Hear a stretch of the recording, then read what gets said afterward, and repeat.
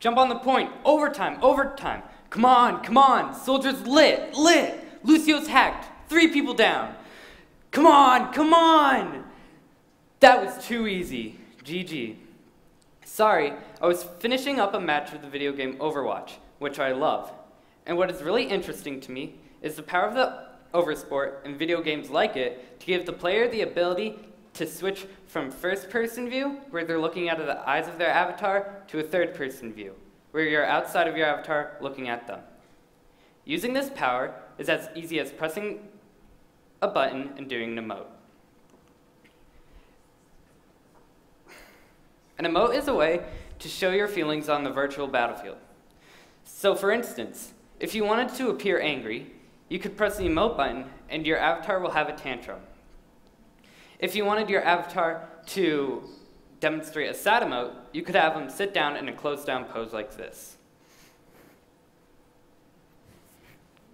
What is really cool about this is when you enable an emote, your game screen will immediately shift your perception of your avatar from first to third person, so you can see them from above, experiencing this emotion as the rest of the world would perceive him. Because of this feature of emotes, they can be used for more strategic purposes. For instance, when there's an enemy around the corner and I'm in first person, I cannot see them. But if I were to switch to third person, not only could I see myself, but I could see around the corner and get the advantage on my enemy. Imagine if we could have emotes in real life, to see objectively what was invisible to us subjectively. I could become an amazing poker player or an awesome car driver. Not that I have my license yet. But it does come up in life, grammar-wise. In English class, we learn the difference between first and third person, and when we write our critical essays, we cannot use words like I, me, you. This gets the information straight to the audience, but it does not allow for any emotion to be seen. But this year in English, when we got to write our TEDx talks, we got to use those words, and I don't feel like, and I think. This allows for you, the audience, to see the work and emotion put into it. But while first person has more emotional range, third person has its benefits.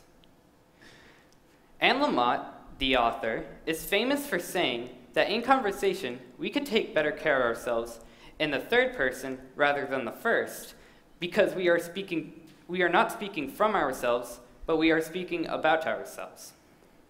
So you don't have to feel guilty or apologize for voicing your own opinion because you aren't. It's your third person personal secretary. Like when I forget to study for history. Instead of me going through confessions like, I'm sorry and I'm lazy, my third person secretary can just say, sorry, Alex could not finish his homework at this time. He was attending some very important business. Which is true, I was attending a very important TV series.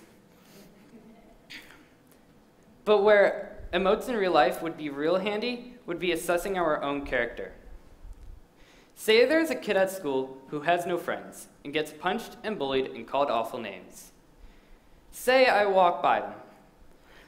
If I were to remain in the first person, I could just wipe away my guilt by saying, well, I didn't do anything wrong. But if I were to switch to the third person, I'd have to physically watch myself walk away from someone else's suffering that I could have prevented.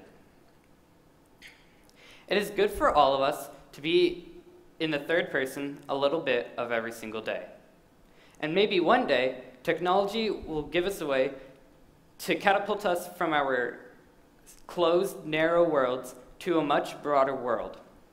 But for now, it is up to ourselves to see how we affect other people.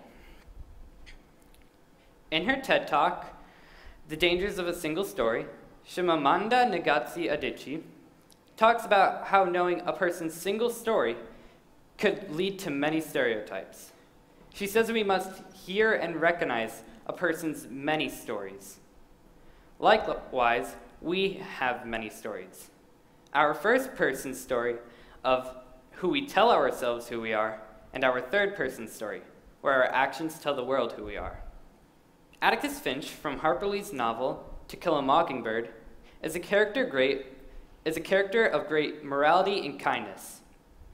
He's said to be the same inside the house as he would be on the open public streets. I'm just asking you to take your cue from Miss Adichie and Atticus Finch. Check out your first and third person versions of yourself and make sure they sync up. Thank you.